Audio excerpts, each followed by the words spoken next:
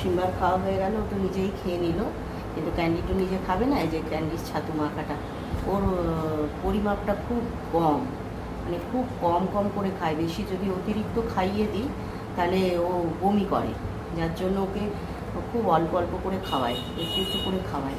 এই যেমনি গলিয়ে এবার ওকে খাইয়ে দিতে হবে, মুখে দিতে হবে বাচ্চাদের মতো, আর ও খাবে।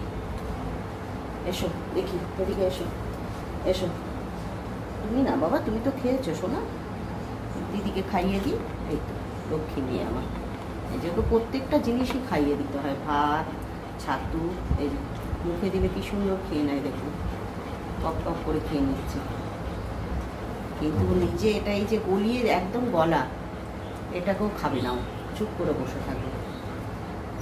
জানে ওকে মা খাইয়ে দেবে, আমি খাইয়ে দিই না তো বন্দনা খাইয়ে দেয়।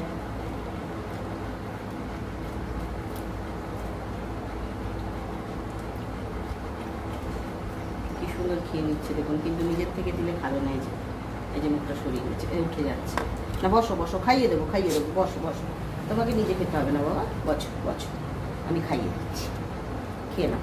প্রচণ্ড গরম পড়েছে বাবা। লক্ষ্মী মা আমার, কুটুস কুটুস, মাংকু মাংকু, এমনিতে খুব লক্ষ্মী, খুব লক্ষ্মী মেয়ে আমাদের।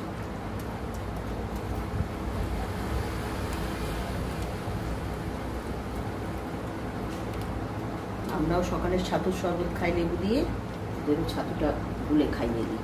দুজনেই ছাতু খাবে। আবার দুপুরবেলায়